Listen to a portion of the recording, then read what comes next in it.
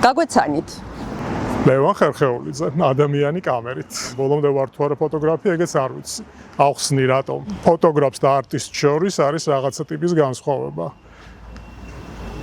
იარლიყი არტისტი ძალიან მემაზალოება, ფოტოგრაფი ძალიან მემარტივება. სადღაც შუაში მგონია ჩემი თავი. და ნუ რატომ ამას დროდადნელნელა მოგიყვებით. ფოტოში გმირი და ის გარემო, რომელსაც ფოტო ასახავს. ეს მეტყველებს მხოლოდ ფოტოზე თუ იქ ჩანს ფოტოგრაფის იმჟამინდელი ცხოვრებისეული ეტაპიც. იმჟამინდელი ცხოვრებისეული ეტაპი თლად შეიძლება არ ჩანდეს, მაგრამ ფოტოგრაფის განწყობები ყოველთვის ჩანს. მე საერთოდ მგონია, რომ ნებისმიერი ფოტო პირველ რიგში მეტყველებს თვითონ ფოტოგრაფზე და მე უკვე იმ ვითარებაზე, რომელშიც ის აღმოჩნდა და რასაც იღებს. იმიტომ რომ ის თუ რას იღებ და როგორ იღებ, შენიდან გამომდინარეა თავიდან ბოლომდე. ანუ როგორი მოცემულობაც არ უნდა დაგხვდეს, მაინც შენებურად გადაიღებ მას. ეს იქნება პორტრეტი თუ რაიმე სხვა ვითარება. ასე რომ ძალიან ისეთია არასწორხაზოვანი და საკმაოდ რთული პროცესია. დღეს სად წავალთ? არ ვიცი, ვიბოდიალოთ, სადაც გინდა. არ გაქვთ გადაწყვეტილება? არა, გადაწყვეტილება არ მაქვს, იმიტომ რომ როგორც წესი არასოდეს ესე ბოლომდე არ ვემზადები ხოლმე და ვენდობი განწყობას, იმ ვითარებას, რომელშიც ამოვყოფ ხოლმე თავს და ასე რომ ცადოთ, ექსპერიმენტი იყოს თავიდან ბოლომდე. ძალიან ბევრი ადამიანი, ვინც ძველ ქალაქში დაბოდიალობს, იღებს ხოლმე ქალაქს როგორც ასეთს. და ხშირად ეს ყველაფერი დაიყვანება სტრიტ ფოტოგრაფიამდე ან რაღაც ურბანულ ფოტოგრაფიამდე, რომელიც ასახავს ქალაქს. მე არც ერთი და არც მეორე მაინც და მაინც არ მაინტერესებს, იმიტომ რომ ვცდილობ ხოლმე რაღაცა ტიპის აღმოჩენები ვაწარმოო ქალაქში. ეს აღმოჩენები არის დაკავშირებული ჩემი გამოცდილებით, რომელიც უკვე მაქვს, პირველ რიგში განწყობასთან, ფერთან, შუქჭდილთან, გეომეტრიასთან და ამ თამაშებთან, რომელსაც ქალაქი მთავაზობს ხოლმე. აი დღევანდელი დღე მაგალითად ჩემთვის არის ამ თვალსაზრისით იდეალური, იმიტომ რომ მზე რო არ ყოფილიყო, აი ამ თამაშს, რომელზეც ახლა მე ვლაპარაკობ, ვერ დავიჭერდით უბრალოდ. ისე რამდენად რთულია, როცა დისტანცირებას ვერ ახდენ ქალაქისგან, იმიტომ რომ ყოველდღიური რუტინა ამ ქალაქში გაქვს. იქ იპოვო რაღაც ახალი. ეგეთი რაღაც რომ უიეს არ მინახავს და ეს რა აღმოჩენა ყოფილა, ალბათ იშვიათად ახლა რომ თხოვოთ გახსენება, ალბათ ვერც გავიხსენებ. მაგრამ ნებისმიერ შემთხვევაში ყოველი გასვლა არის სიურპრიზი. საერთოდ მე მივეჩვიე ესეთ რაღაცას, რომ როგორი მოსაწყენიც ან ჩვეულიც ან გასაგებიც არ უნდა იყოს არეალი, რომელშიც ცხოვრობ და მუდმივად დაბოდიალობ. ყოველთვის გთავაზობს რაღაცა ახალს. ეს ახალი არის განპირობებული იმით, რომ როგორ ხასიათზე გახვედი შენ თვითონ, როგორი განათება დაგხვდა, რომელი დრო არის, ზაფხულია, ზამთარია, შემოდგომა, გაზაფხული არა აქვს ამას. ყველაზე მნიშვნელოვანი ეს არის. ამიტომ სიახლეები ყოველთვის არსებობს და თუ მზად ხარ მათ დასანახად, აუცილებლად დაინახავ. დაკვირვებული თვალის გარდა რა არის მნიშვნელოვანი? რომ ფოტო გამოვიდეს, ფოტოგრაფობისთვის რა არის მნიშვნელოვანი? იცი რა, არ ვიცი, ესე არ ვიფიქრია, მაგრამ ქუჩის ფოტოგრაფიაში რა არის მარტივი და რთული? საერთოდ რა ჭირდება ქუჩის ფოტოგრაფია? კიდევ ცალკე დარგია. ქუჩის ფოტოგრაფიასთვის აუცილებელია მაინც ადამიანები, იმიტომ რომ სიცოცხლეს ქალაქში, სოფელში, სადაც გსურთ, მაინც ქმნიან ადამიანები და არა ქუჩები, და არა ჭრილები და ფასადები. მნიშვნელოვანია სულს გრძნობდე იმ ადგილისას, რომელშიც ხარ. და ეს ჩაალო ხოლმე, დინამიკას გრძნობდე, თუ ეს დინამიკა არსებობს. ზოგადად ისე მივდივართ იქამდე, რომ თუ დაკვირვებული თვალი არა გაქვს, რასაც არ უნდა იღებდე, ალბათ არაფერი არ გამოგივა. ერთ-ერთი ფოტოგრაფის ფრაზა, არ მახსოვს ახლა სახელი და გვარი, ძალიან მიყვარს, რომელიც ამბობს, რომ თუ არ ხარ მზად დაინახო იმაზე მეტი, რასაც ხედავს თვალი, ვერაფერს დაინახავ. ამის მჯერა ყველაზე მეტად, იმიტომ რომ მე ვთვლი, რომ დოკუმენტურ ფოტოშიც კი თუ რაღაცა სიღრმეში წახვედი, ანუ ის რაც არ დევს ზედაპირზე, ის ხდის დოკუმენტურ ფოტოგრაფიას უფრო საინტერესოდ, ვიდრე ის რომ იქ ვიღაცა იჯდა და ეს გადაიღე. ეს არასაკმარისია ჩემთვის. პლუს რაღაც მხატვრული ხერხები, იმიტომ რომ მე ვარ არქიტექტორი განათლებით და ესეთ ჩაბეტონებული მაქვს თავში, რომ კომპოზიცია, გეომეტრია, აგებულება კადრის არის ყველაზე მნიშვნელოვანი რამე, ყოველ შემთხვევაში ჩემთვის, რომლის გარეშეც საერთოდ ვერ წარმომიდგენია გამოსახულება, როგორც ჩემი, ისე სხვისი და საინტერესო ფოტო ალბათ რთულია რომ იყოს ჩემთვის, თუ მასში ემოციების და იმ ამბის გარდა, რომელსაც მე ვხედავ, გეომეტრია კადრს არ აქვს სწორად აწყობილი. ამაზე ძალიან რეაგირებ ხოლმე. და ეს შემთხვევით ერთ-ერთი გადამწყვეტი პუნქტია, ასე ვთქვათ. 90-იანი წლების ბოლოს აიღეთ ფოტოაპარატი ხელში. რა ხდებოდა მაშინდელ თბილისში, ეგეთი საინტერესო, ან ეგეთი შთამაგონებელი, რამაც ეგ გადაგაწყვეტინათ? სხვათა შორის ავხსნი მაგასაც. ეს იყო 97 წლის 3 ნოემბერი, ზუსტად მახსოვს. მაგრამ ეს არ იყო არც თბილისი და არც ცხოვრება. მე დავიწყე რაღაცა კომპოზიციების გადაღება. მაინტერესებდა რატომღაც ეგ სფერო. ეხლა რა თქმა უნდა, მსგავს არაფერს აღარ ვაკეთებ, იმიტომ რომ ეს ინტერესი ამომეწურასავით. მაგრამ მაშინ კამერამ რამ ამაღებინა ხელში, არ ვიცი. პირველი ფოტო გახსოვთ? ჩემი? აი იმ დროინდელი? კი, ნახა, ფლატ პირველი არა, მაგრამ პირველი ფირი მახსოვს, კი რაღაც მე თვითონ მოვაწყე რაღაც კომპოზიციები და არც ვიცი ისინი ხა სად არის იმართლე რო გითხრათ, შეიძლება დაკარგულია. მაშინ ბეჭდავდი ყველაფერს, ეხლა ხო არავინ არაფერს აღარ ბეჭდავს, თუ არ დაჭირდა. და კი, მახსოვს, კი. აი წამეხე რაღაცას აი გეომეტრია, რასაც ვლაპარაკობ ხოლმე. იცი როგორი უცნაური რამეა? არასოდეს არ ვიცი რა გამაჩერებს ქუჩაში. აი ხა დავინახე და ნუ ვთვლი რომ საინტერესო გამოვა.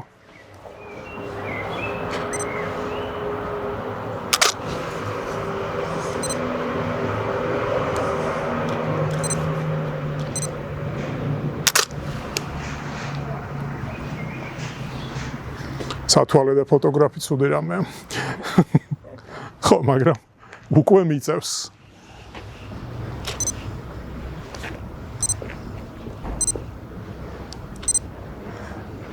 ნახევარი წელი ფერადი, მერე შავ-თეთრი და მერე რაღაც მომენტში ისე უბრუნდებით ფერად ფოტოგრაფიას და ეს გადასვლები რამეს უკავშირდებოდა თუ უბრალოდ ესე მოხდა?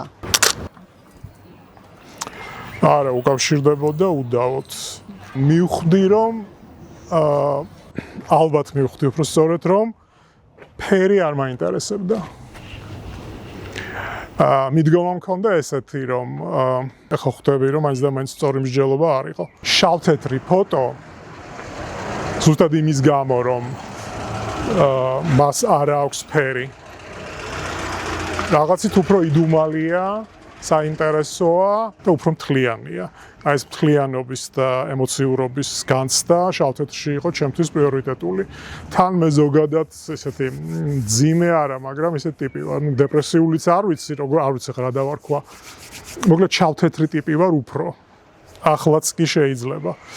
მაგრამ ნელა მიდიოდა მოკლედ წლები, შავ-თეთრს ვიღებდი ყველაფერს და 2017 წელს მოვხვდი აზერბაიჯანში ვიყავი მეგობრებთან ჩასული ბაქოში და მოვხვდი კასპიის ზღვასთან.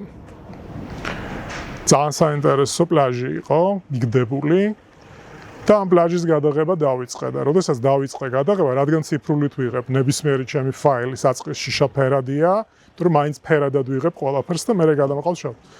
უცებ მივხვდი რომ ფერში იყო საინტერესო.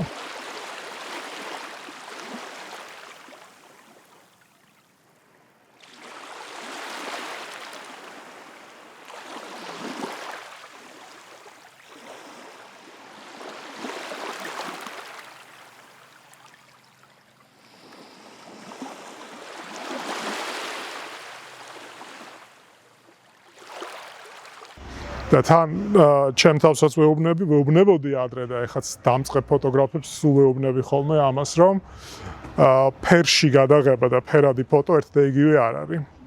იმისთვის რომ ფერადი ფოტო იყოს საინტერესო, უნდა იყო უბადლო კოლორისტი და ერკვეოდე კოლორისტიკაში როგორც ესეთში. უბრალოდ რაღაცის ფერადი გადაღება ჩემთვის დღემდე ძალიან უინტერესო რამ არის. და ჩემი ფერადი ფოტოები პირველ რიგში მაინც გულისხმობს აი ამ ფერების თანხვედრებს, კონტრასტებს, თამაშს, რომელიც ძალიან მნიშვნელოვანია. ანუ თითქოს და თავიდანვე ვიცი, როდესაც რაღაცას ვუყურებ, ქუჩაში ან რომელიმე სხვა ვითარებაში რა უნდა იყოს შავთეთრი, რა უნდა იყოს ფერადი. ჩემი ტვინია ესე მოწყობილი, რომ თავიდანვე ვიცი რას როგორ ვიღებ. და მინდა გითხრა ერთი ძალიან საინტერესო რამ, რომ როდესაც ფოტოგრაფი იღებს შავთეთრად რაღაცას, ის სხვანაირად ფიქრობს. მე ყოველ შემთხვევაში ესე ვარ და აბსოლუტურად სხვანაირად ფიქრობ, როდესაც იღებ რაღაცას ფერადს. თვითონ ამ გამოსახულებისადმიც აბსოლუტურად სხვანაირი დამოკიდებულება გაქვს და რომ დააკვირდეთ ჩემს შავთეთრ და ჩემს ფერად ფოტოებს, მომენტალურად მიხვდებით ამ განსხვავებას, რომელზეც მე ახლა ვლაპარაკობ. ჩვენ დღეს ძველი საბჭოთა მანქანების დროში მოგზაურობა გვიწევს პარალელურად. რა ეტაპამდეა გამართლებული მიბაძვა? და თქვენ თუ ბაძავდით ვინმეს? იცი რა, ეხა არ დავიწყებ ეხა პოზაში ჩადგომას, რომ არასოდეს არავის რა თქმა უნდა, მაგრამ იმასაც ვერ ვიტყვი, რომ ვიღაცას ხაზგასმით ვბაძავდი. მე იმ თაობის ადამიანი ვარ, რომლის ახალგაზრდობაში ჯერ კიდევ ესეთი ტრენდული ფოტოგრაფი, ერთ-ერთი ყველაზე ტრენდული ფოტოგრაფი იყო ანრი კარტიე-ბრესონი, რომელიც დღემდე ნამდვილად მიმაჩნია ერთ-ერთ ყველაზე ფენომენალურ ფოტოგრაფად. და თუ ვინმეს მსგავსი ფოტოების მიღება მინდოდა, შეიძლება ვთქვა, რომ ეს ალბათ ანრი კარტიე-ბრესონი იყო თავის დროზე. ეხლა ამ ყველაფრისგან ძალიან შორს ვარ და პასუხი რო გაგცეთ თქვენს შეკითხვაზე, გაუცნობიერებელი მიბაძვა მაინც ხდება, სპეციალური მიბაძვები არ არის საჭირო. მე არ ვთვლი, რომ ვიღაცას უნდა ბაძავდე, იმიტომ რომ როდესაც ლინკები არის ძალიან პირდაპირი, როდესაც ჩვენს კადრს ნახულობენ, ამბობენ, რომ ეს ის არის, რაც უინტერესოს ხდის ჩვენს ფოტოგრაფიას ეგრევე. გაუცნობიერებელი მიბაძვები ისედაც ხდება ხოლმე, მაგას ვერ აცდები, დასაწყისში ყოველთვის. და ეს არ არის პრობლემა. ლევან, რა მიაქვს და რას ტოვებს სხვადასხვა პროექტი თქვენში? მე რამდენიმე სერიას გადავხედე და მათ შორის ჩემთვის ძალიან შთამბეჭდავი არის 2008 წლის ომის ფოტოები.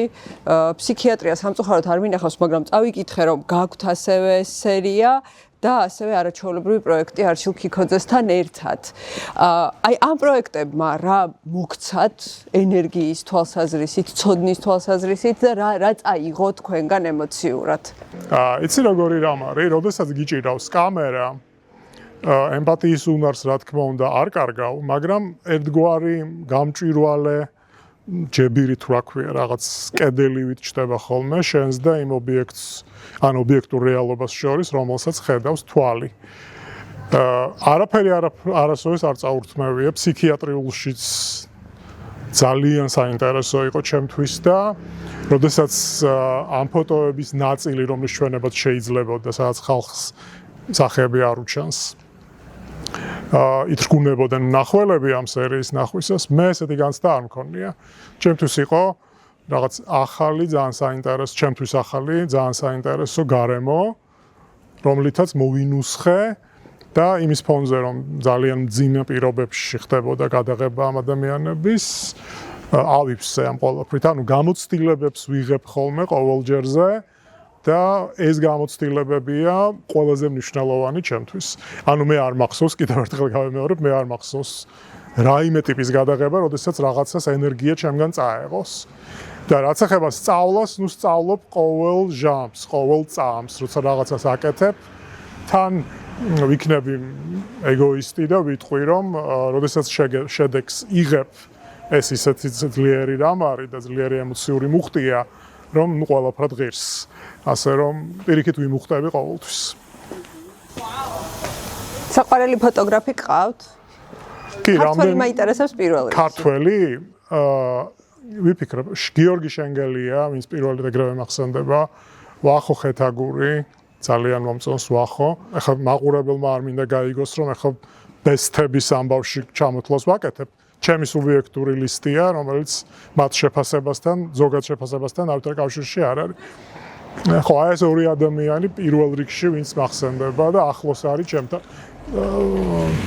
ტბელ აბუსერიძე, ახალგაზრდა თაობის, ასევე ძალიან საინტერესო ფოტოგრაფია და სულ ადევნებ მათ ნამუშევრებს თვალს.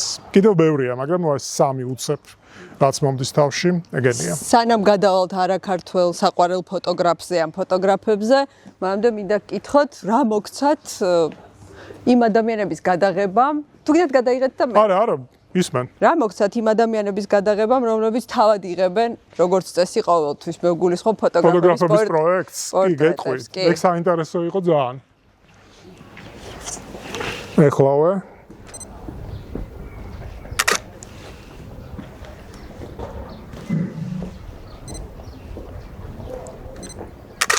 აი ნახე ისევ ფაქტურის და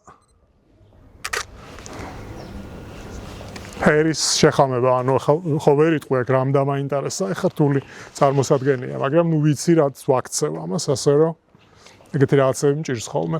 ხო, რაც ეხება ფოტოგრაფების პროექტს, აზრი ესეთი რაღაც მოხდა, რომ პორტრეტების გადაღება მინდოდა, იყო პანდემიის პერიოდი. რაღაც ადამიანებს დიდად ვერ ვეკარებოდი, ქუჩებიც დაცლილი იყო ხალხისგან და მე არ შემილია უსაქმურობა ვერ ვიტან. ამიტომ გადავწყვიტე რომ რაღაცა უნდა მეკეთებინა და ამასობაში დავათვალიერებდი დევიდ ჰოკნის, რომელსაც ჰქონდა პორტრეტების სერია, რომელიც ესე გამოიყურებოდა, რომ ესე იგი თავის სტუდიაში სკამზე სვავდა ადამიანებს და 3 დღის განმავლობაში 7 საათი ხატავდა. და უცებ მივხვდი, რომ ჯერ ეს ერთი ფორმა მომეწონა. მე დავფიქრდი, რომ ესე გადავიღებდი ადამიანებს, თქვათ. და უცებ გამინათდა ჩემი სისტემური აზროვნების ამბავში, რომ ცალკეული ადამიანები არ უნდა ყოფილიყო და რაღაცით უნდა გამაერთიანებინა ეს ხალხი. და მივხვდი, რომ ფოტოგრაფების პორტრეტები არ არსებობს. და ძალიან ავენთე ამ იდეით და დაუწყე ამ ფოტოგრაფებს რეკვა, რომ თებერვლის დასაწყისი იყო. და კი, რატო არა ყველა მითხრა, ბევრმა უბრალოდ ყველა არ გადამიღია. პროცესი იყო ძალიან კარგი, ანუ ვეუბნებოდი, რომ არ უნდა გაფრანჭულიყვნენ, არც ჯდომისას, არც ანსაცმლის ამბავში. უნდა ჩაეცვათ ისეთი რამე, რაც უბრალოდ უხდებათ და მათია ყოველდღიურობის ამბავში. და სკამი ეს იქნებოდა ერთგვარი, მეტაფორულად რო ვთქვათ, მათი ადგილი ფოტოგრაფიაში, რომელსაც ის იკავებენ, რომელზეც ისინი სხედან. და ეგ იყო და ეგ. და ჯამში გადავიღე 52 ფოტო.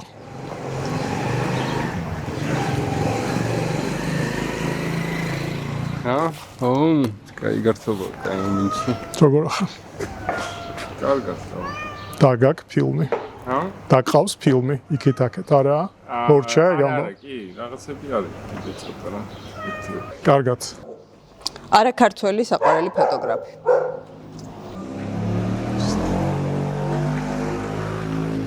საოცარი დღე არის. ალექს ვები ერთი წამით წავბორძიკდები ხოლმე.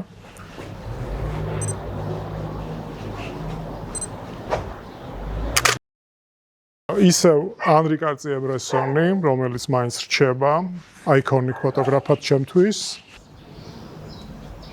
ერნსტ ჰაასი, უბადლო ოსტატი ფერადი ფოტოგრაფიის.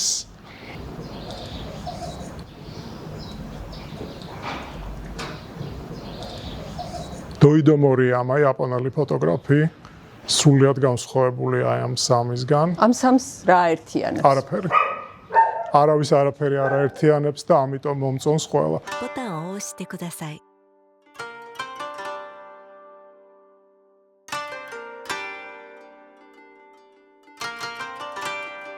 სტუდენტებს რომ ეუბნებოდეთ ერთი ფოტოთი, რომ აი ეს არის ფოტოგრაფია, რომელ ფოტოს აირჩევდით? რთული კითხვა და ცალსახა პასუხი მართლა არ არსებობს, არამც თუ არ მაქვს, არ არსებობს, ჯერა რომ არ არსებობს. მაგრამ აი რადგან საქართველოში ვარ, ქართველი ვარ და იგულისხმება რომ თქვა ქართულ სტუდენტებზე ელაპარაკი, ვეტყოდი ანი კარციე-ბრესონის ალავერდობას. თან ბრესონია, თან საქართველოა და იდეალური კომპოზიციაა. ზოგადად რა არის თქვენი სათქმელი დამწყებებისთვის? რას ურჩევთ? გარდა იმისა, რომ დაინახონ იმის მიღმა რაღაცეები, რაც ჩანს. იცი რა, პირველ რიგში, აი ბევრი აძლევს ესეთ რჩევებს, რომ გამოვიყენებ ამ სიტყვას, თუმცა ვერ ვიტან, აჩხაკუნეთ, რაც შეიძლება ბევრი. არა, მე არ ვთვლი ეგრე. ჯერ ეს ერთი ციფრულმა გამოსახულებამ და ციფრულმა ტექნიკამ, რომელიცაც ახლა მოცულია ყველა და განსაკუთრებით ბევრი ადამიანი ახლა იღებს ტელეფონით. ისედაც გააზარმაց ადამიანი. მე მგონია, რომ უნდა იფიქრონ ბევრი. არ დააჭირონ ღილაკს თითი წამიერად და მაქსიმალურად გაიაზრონ რას აკეთებენ. რისი თქმა უნდათ. ანუ მხოლოდ იმამზე ნუ დაიყვანენ, რომ ეს მევასება ამის კეთება და ეს მევასება ამის კეთებაც ცოტა ესეთი ფრაზაა რა, რატო გევასება? და ცოტა რაღაც ახსნა უნდა კონდეს ამასაც. მოკლედ რო არ ჩავხლართო, შემიძლია თქვა ესეთი რამ, რომ დააგდონ ტემპი, არ უნდა იჩქარონ, თუმცა ყველას თავისი ტემპი აქვს მუშაობის და ცხოვრების, მაგრამ მაინც სიჩქარე არ არის ფოტოგრაფიის მეგობარი ჩემი აზრით. და იყვნენ ისეთი დაკვირვებულები. რადგან ფოტოგრაფია არის დისციპლინა, რომელსაც დაკვირვება ჭირდება. და დაკვირვების გარეშე არ მგონია, რომ კარგი შედეგი შეიძლება მიიღო. ესე, მე მგონია, რომ ესე არ არის. რამდენად მნიშვნელოვანია რითი იღებ? მე იმ თაობის ტიპი ვარ, რომელიც არ აკნინებს მობილურ ფოტოგრაფიას, მაგრამ მაინც მგონია, რომ მობილური ფოტოგრაფიის, მობილური ტელეფონის გამოსახულება არ არის ბოლომდე სრულფასოვანი, ჩემი აზრით, თუმცა ალბათ ბევრი შემედავება, ამიტომ ეს არ არის რაღაც ჭეშმარიტება. მე მაინც ურჩევ, რომ გადაიღონ კამერით, რომ იგრძნონ კამერა, მე რომ უნდა შეუყვარდეთ ეს კამერა. და ესეც ხდება ხოლმე, როდესაც შენ ფოტოგრაფია გიყვარს, ლამის შენი კამერაც შენი გაგრძელება ხდება და ნიფტი, შენი საყვარელი ნიფტი, ყველაზე საყვარელი ნიფტი. ამაზე ფიქრის და მსჯელობის დროს ხვდები, როგორი ტიპის ოპტიკა გჭირდება. მაგალითად, მე ცნობილი ვარ, ვინც მიცნობს, ყველა მიცის ვერ ვიტან 50 მმ-იან ობიექტივს. რადგან ის ძალიან მიჭედავს გამოსახულებას.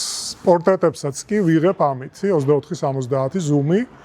იმიტომ რომ ძალიან flexible ხარ რა, ძალიან კარგად მოხერხებულად გზნობ თავს. მაგრამ ნუ ვისაც რითი უნდა იმით გადაიღოს, მაგრამ street photography თუ გინდა, ფოტოგრაფერი თუ გინდა გახდე, 50 მმ-იანით გადაღება ალბათ წარმოუდგენელია, ეს როგორც 85-ით. ყველაზე ხშირად რითი გამოდიხართ ხოლმე გადაღებაზე? ამითი. 24-70 და კამერა არის Nikon-ი. ძველი Nikon-ი არ ვიტყვი რომელია. მაგრამ ხო Nikon-ი, ჩემი საყვარელი კამერა, ну საყვარელია კიდე იმიტომ რომ მეტის შეძენის თავი უბრალოდ არ მაქვს, ძალიან ძვირია ხა ყველაფერი, ფირკბელი უნდა გაყიდო. მაგრამ ოპტიკა არის, მე მგონი, მაინც პრიორიტეტული და ну თავისთავად ის რაც თქვით, რომ არავითარი მნიშვნელობა არ აქვს რითი იღებ საბოლოოდ. აი ეს დოიდო მორიამა, რომელიც ვახსენა, იაპონელი ფოტოგრაფი. საერთოდ იღებს პატარა კამერით და კლასიკური გაგებით საკმაოდ უხარისხო ფოტოებს. ანუ ეს პუნქტი, რომ კარგი ფოტო გულისხმობს მაღალ ხარისხს, პირდაპირ ვიტყვი, რომ არის ბოდვა. რაღაცა ტიპის ჟურნალებისთვის შეიძლება საჭირო არის ესეთი ხარისხი, რაღაცა ტიპის შეკვეთებისთვის შეიძლება მნიშვნელოვანი იყოს ესე გადაღება, მაგრამ შენ თუ ხარ ფოტოგრაფიან არტისტი, მთავარია რას ამბობ, როგორ ამბობ და რას იყენებ ამ სათქმელისთვის და ყველაზე ნაკლებად მნიშვნელოვანია რიგ შემთხვევებში ხარისხი გამოსახულების. შეიძლება პირიქით ხაზგასმით უხარისხო გამოსახულებამ გააკეთოს ის მეჯიკი, რომელიც ამ ფოტოს ფოტოდ აქცევს. მე მახსოვს თქვენი ერთ-ერთი ყველაზე შთამბეჭდავი პორტრეტების სერია, აღარ მახსოვს რომელი წლის ქოლგა 18-ის. Spirits ერქვა გამოფენას. კი. მინდა რომ მაგ სერიაზეც ვილაპარაკოთ და ზოგადად პორტრეტის გადაღების სპეციფიკაზე. კი ბატონო, სიამოვნებით, მით უმეტეს რომ ძალიან ხშირად მეძახიან პორტრეტის, რაც სულ ვიძახი ხოლმე და ბარემ თქვენთანაც ვიტყვი, ძალიან მაბრაზებს. იმიტომ რომ პორტრეტისტი არ ვარ, უბრალოდ ვარ ადამიანი, რომელიც პორტრეტებსაც იღებს და ეს დიდი განსხვავებაა. ეხლა რაც ეხება თვითონ პორტრეტებს, ჩემი შინაგანი ბუნებით ვარ დამკვირვებელი პირველ რიგში. და პორტრეტების გადაღება პირველ რიგში გულისხმობს ამ მდგომარეობას, რომ ხარ დამკვირვებლის პოზიციაში. მე ძალიან მაინტერესებს სახეები. კიდევ ერთხელ გავემეორებ ჩემ თავზე, რომ ვარ ფაშისტი ფოტოგრაფი, რადგან ხო, ეს ბჭყალებში ყველაფერი რა თქმა უნდა, რადგან ვთვლი, რომ ყველა სახე ხაზგასმით და არა ადამიანი არ არის თანაბრად საინტერესო გადასაღები და მე მაქვს ჩემი პრიორიტეტები. ოღონდ ეს პირველ რიგში ამას ხაზგასმით ვიტყვი ახლა, რომ უბრალოდ ვინც მოგისმენს არა იბნეს და არ დაიჭრას. ეს საერთოდ არავითარ კავშირში არ არის კლასიკური გაგებით სილამაზესთან. არც ქალ-კაცზე დაყოფის პრინციპთან არაფერი მსგავსი. სახე უნდა იყოს ჩემთვის საინტერესო რაღაცა პარამეტრით. ხშირად მეკითხებიან ხოლმე, რომ აი როგორ იღებ ამ ხალხს? მეუბნები, რომ წარმოდგენა არა მაქვს, თუმცა მაქვს ერთი ხრიკი, რომელსაც ახლა გეტყვით. ყველა ადამიანი, რომელიც კამერის წინაშე დგას, არის ან ზის, ან წევს, რაც გინდათ, არის დაძაბული. და ეს დაძაბულობა თუ არ მოუხსენი ადამიანს, რომელიც შეიძლება არ იყოს გამოწვეული შენით, შეიძლება იყოს გამოწვეული უფრო პროცესით, რომელშიც ის არის ჩართული იმ მომენტში და ნერვიულობს, ღელავს. მე მეუბნები ხოლმე ესეთ რაღაცას. დამაკვირდი მე. გაშტარებულები მიყურებენ ხოლმე. და მე მეუბნები, რომ დამაკვირდი მე. ეს ნიშნავს იმას, რომ იმ მომენტში საკუთარ შიდა პროცესებს წყდება და რამდენიმე წამი, ну ვთქვათ 5 წამი მართლა მაკვირდება და იმ მომენტში ვიღებ ხოლმე. იმ მომენტში გადატანა ყურადღების ყოველთვის ხდება მართლა სხვა რაღაცას და საკუთარ თავს ეშვები და იმ მომენტში ვიღებ ხოლმე ხშირად და როგორც ესე მაგ მომენტში გადაღებული კადრები გამომდის. ნამდვილია ეგ მომენტი, როცა საკუთარ თავს ეშვები. კი. იმიტომ რომ ფოტოს გადაღების მომენტში ეს არ არის საკუთარი თავის დაკარგვა. ეს არის ეს ცმუკვა, რომ როგორ ვარ, წარბი როგორ მაქვს, თვალი როგორ მაქვს, კისერი ესეთი ტიპის ფიქრია. ეგ საერთოდ არ არის საჭირო. იმიტომ რომ მე როგიონები რომ დამაკვირდი მე, ეს არ ნიშნავს ფსიქოლოგიურად იმას, რომ ახლა გამოდის ხეულიდან და დაივიწყე საკუთარი თავი. ამას ვერც იზამ ვერასოდეს, ეგ აბსურდია. ხო, მოკლედ პრანჭვა ქრება. ჩემი დაკვირვებით. არსებობენ ადამიანები, რომლებიც ამბობენ, რომ ძალიან მნიშვნელოვანი არის დატკბე პროცესით. მე ვიზიარებ მაგ აზრს 500%-ით. მაგრამ მე ვარ ადამიანი, რომლისთვისაც მნიშვნელოვანია შედეგი. თუ პროცესში ხარ ჩართული რაღაცებს აკეთებ და მე ეს დაგრჩა დესკტოპზე და ამით დასრულდა ყველაფერი, ეგ ჩემთვის დამაკმაყოფილებელი არ არის. თუმცა კიდევ კარგი მე გამიმართლა ცხოვრებაში და აღმოჩნდი ადამიანი, რომელიც მთელი ცხოვრება შეგნებული ვაკეთებ იმას, რაც მიყვარს. ამ თვალსაზრისით შემიძლია ვთქვა, რომ ვარ ძალიან ბედნიერი ადამიანი. გადაიღებდით არავინ რომ არ ნახულობდეს? კი. იმიტომ რომ მე ვიღებ ჩემთვის. უბრალოდ მე არავის არ ვურჩევ და ჩემ თავსაც აღარ ვურჩევ, რომ ეს ყალბით ამდაბლობით იცხოვრონ და ამბობდნენ, რომ ეს მხოლოდ ჩემთვისაა და არავის საქმე არ არის. ეგ არის ტყუილი, ნებისმიერი შემოქმედი ადამიანი თავს იბოლებს თუ ამბობს, რომ სხვისთვის სხვას არ ეკუთვნის მისი ნაშრომი. თუ მწერლები დაწერდნენ და უჯრაში ჩააგდებდნენ ყველაფერს ან ფაილს შეინახავდნენ დესკტოპზე, თუ ფოტოგრაფები არასდროს არაფერს არ დაბეჭდავდნენ, არ გააკეთებდნენ ფოტოწიგნებს.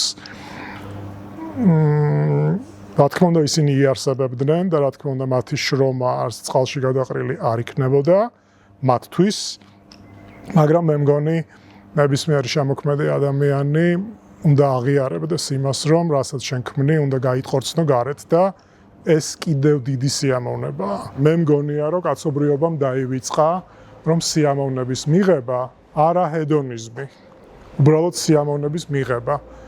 პროცესისგან, სიყვარულისგან, მეგობრობისგან, შემოქმედებისგან, რისგანაც გინდა წყლის დალევა, თხელპირიანი ჭიქიდან, რომელიც სხვანაირად ისმევა, ვიდრე რაღაცა სხვა რაღაციდან არის მნიშვნელოვანი. და კარგია რომ გაგვახსენდეს ყველას, რომ ხო ამბობენ, რომ ადამიანი არ დაბადებულა ბედნიერებისთვის. მე მგონია, რომ პირიქით. ადამიანი დაბადებულია იმისთვის, რომ იყოს ბედნიერი. და ამისთვის ყველაფერი უნდა გააკეთოს. ეს არ ნიშნავს ეგოიზმს. პირველ რიგში ჩემთვის ბედნიერება გარდა ადამიანური ურთიერთობებისა, ნუ გულისხმობს აუცილებლად იმის კეთებას, რაც გიყვარს. ამის გარეშე საერთოდ ვერ წარმომიდგენია ვერაფერი.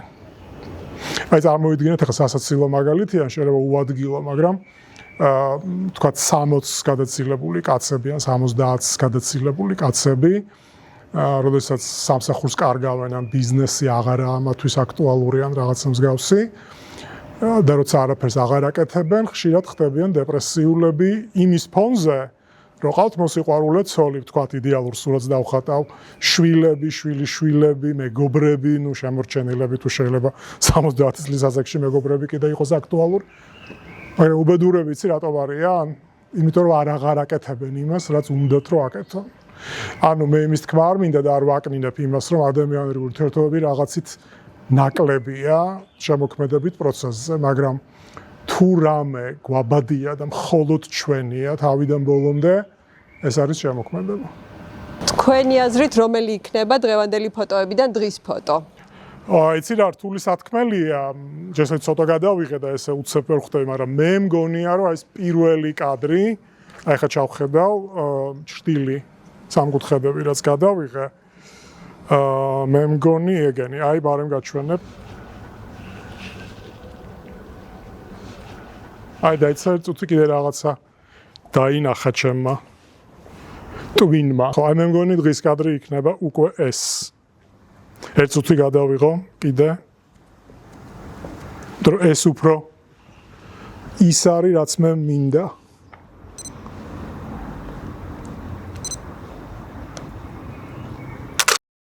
მოდი ახლოდანაც გადავიღებ. სხვა შორის მე ძალიან მიყვარს კატები, სახლშიც მყავს სრულშველებელი შავი კატა და ეს ერთი წამით არ წახვიდეთ წინ.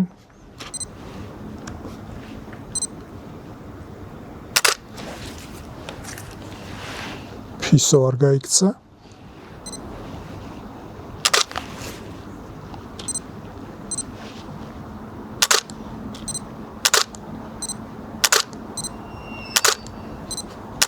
კიდე ხوار შეიცვლება დღის ფოტო? არ ვიცი, მაგრამ ნუ აი ამ ვითარებას შევეხებით უეჭველი ჯერჯერობით.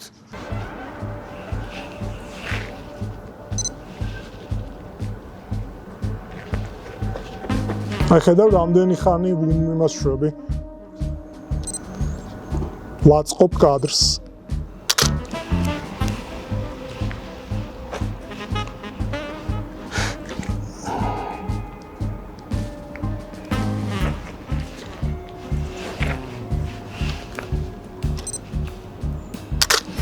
აი არის ხოლმე, როდესაც რაღაცას იღებ და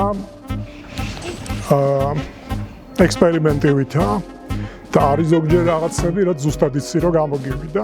დარწმუნებული ხარ 100%-ით. ხა აქედან რა გამოვა არ ვიცი, მაგრამ დამაინტერესა. და არის რაღაცები, რაც წინასწარ ზუსტად ვიცი ხოლმე, რომ ის იყო რაც მინდოდა. ასე რომ კიდევ ერთხელ ეს შემოქმედებითობა და სპონტანურობა, რომელიც ფოტოგრაფიას ახასიათებს, ძალიან მომხიბლელი პროცესია თავისთავად და ამის გამო ღირს ფოტოგრაფობა.